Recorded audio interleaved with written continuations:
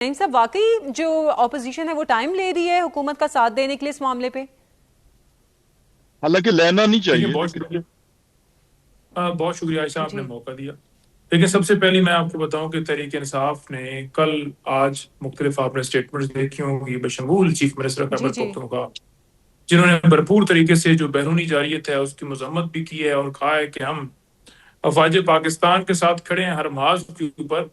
ہمارا جو ہے وہ سائٹ جو ہے وہ پاکستان ہے، نہ کہ کوئی اور ملک. بے شک ہمارا برادر ملک ہے، مسلمان ملک ہے، ہمارا قریبی ساتھی رہا. بے شک ہمارے سابقہ جنرلز نے یہ گواہیاں دی کہ افغانستان پہ حملہ جو ہے وہ پاکستان پہ حملہ ہے. لیکن اس تمام تر چیزوں کے باوجود کہ ہم نے کسی اور کی جنگ میں قربانیاں بھی دی ہماری نوجوانوں نے، اس کے باوجود ہم نے بڑا کھل کے کہا کہ جو بھی موقف آپ کا ماضی رہا، لیکن کیونکہ اب معاملہ جو ہے پاکستان کے اوپر حملے کا ہے تو لہٰذا ہم پاکستان کے ساتھ ہیں، اور اس محاذ کے اوپر جو ہے جس طرح کی بھی ہمیں ہماری ضرورت ہے ہم حاضر ہیں. نمبر 1. نمبر 2 دیکھیں نا، اپوزیشن کے اندر دیگر جماعتیں جیسے مولانا فضل الرحمان ہو گیا، ANP ہو گئی. جی اب مولانا فضل الرحمان کی جماعت نے کیا بیان دی؟ اگر تحریک انصاف کی طرف سے اس طرح کا کوئی بیان آ جاتا تو اب تک شاید جو ہے سپریم کورٹ کے اندر ایک پٹیشن بھی دائر ہو جاتی کہ دیکھ لیں جی، ہم نے کہا تھا کہ یہ پاکستان کے دشمن ہے تو لہٰذا اس جماعت کے اوپر پابندی لگا دی جائے. ہم نا بڑی ایک اصولی بات کرتے ہیں. جب انڈیا کی بات آئی اس وقت بھی تحریک انصاف کے واریئرز نے محاذ سنبھالا، اور اس جنگ کے اندر پاکستانی عوام نے اپنی فوج کو سپورٹ کیا اور پاکستان کے محاذ کے اوپر ہر سطح کے اوپر انہوں نے ڈیفینڈ کیا، جس کی تعریف جو ہے DGISPR بھی انہوں نے بھی کی. اور اسی طرح عمران خان صاحب سے جب ملاقات ہوئی تو انہوں نے بھی بڑا کھل کے کہا کہ مودی پھر سے وار کرے گا، وہ ہمارا دشمن ہے اور اس سے کوئی بھلے کی امید نہیں ہے.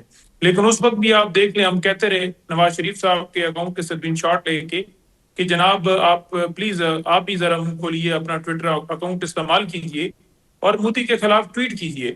جس وقت جنگ ختم ہوئی اس وقت انہوں نے کہا جی مبارکباد، لیکن جنگ کے دوران ان کے منہ سے یا ان کے ہاتھ سے کوئی ایک جملہ بھی نہیں دیکھا گیا.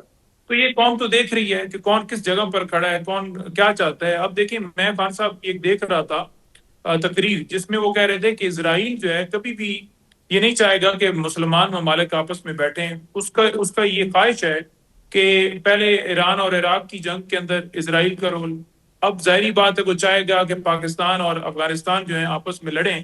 تو ہمیں بیرونی جو طاقتیں ہیں، بیرونی جو سازشیں ہیں، ان کا بھی ادراک ہونا چاہیے. اور جہاں معاملہ ہے کہ اگر جو ہے جنگ ہوتی ہے، جنگ کے بعد بھی آپ گفتگو کے ذریعے، ٹیبل کے ذریعے یا سیز فائر کے ذریعے اس معاملے کو ختم کرتے ہیں. لیکن اگر نعیم اس طرح صاحب، تو ابھی آپ نے جیسے کہ حوالہ دیا پاکستان اور انڈیا کی جو وار ہوئی تھی اس میں جس طرح اپوزیشن نے حکومت کا ساتھ دیا تھا، مائنڈ سیٹ یہاں پر چینج کیوں ہے؟ ایک وہ جنگ تھی اور ایک یہ جنگ ہے.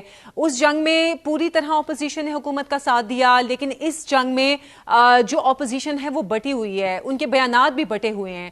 وجہ کیا ہے اس کی؟ اس لیے کہ افغانستان برادر، ہم اس کو برادر اسلامی ملک ہی کہتے رہے ہیں آج تک، یہ وجہ ہے یا کچھ اور وجہ ہے؟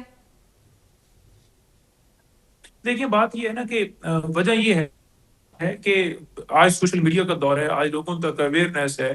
ہمارا موقف تو آپ کے سامنے آیا ہوگا، لیکن جہاں تک بٹنے کی بات ہے، یہ لوگوں کے سوالات کی بات ہے، تو اس کے اوپر میری جو رائے ہے، جو میں نے محسوس کیا ہے، وہ میں اپنا ذاتی حد تک موقف آپ کو دے سکتا ہوں. میں نے یہ محسوس جی کیا ہے جی کہ آج تک پاکستان اور افغانستان کے معاملے کے اوپر افواج پاکستان ہو یا کوئی اور سیاسی رہنما ہو، یہی بیانات ہم نے سنے کہ افغانستان ہمارا بھائی ہے، مسلمان بھائی ہیں، اور افغانستان پہ حملہ جو ہے وہ پاکستان پہ حملہ ہے.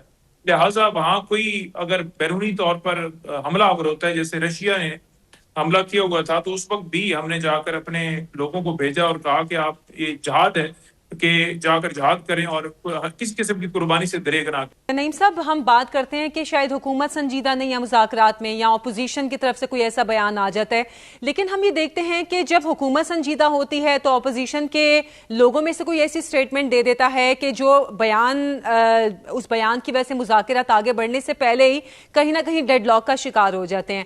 اب اپوزیشن PTI کے جو بانی ہیں ان کی صحت کو لے کر زیادہ کنسرنڈ ہے، زیادہ اس حوالے حوالے سے سیاست چل رہی ہے اور اس میں ہم اپوزیشن میں تقسیم بھی دیکھ رہے ہیں، تو جو مذاکرات کی بات اگر حکومت کرتی ہے تو پھر اپوزیشن اس پر متحد کیوں نہیں ہو پا رہی ہے؟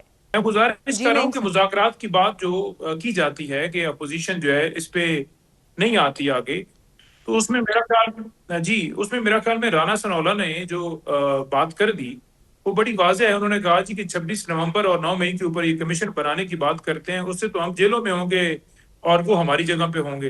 نمبر 2 جو خان صاحب نے کہا کہ یا پرانا مینڈیٹ دیا جائے یا پھر نیا الیکشن کرایا جائے، وہ بھی یہ نہیں آئیں گے. نمبر 3 جو ہے جتنے قیدی ہیں سیاسی ان کو رہا کرنے کے اوپر بھی نہیں آئیں گے. تو یہ کسی معاملے پر آنے کو تیار ہی نہیں ہے، تو مذاکرات یا معاملہ کیسے آگے بڑھ سکتا ہے؟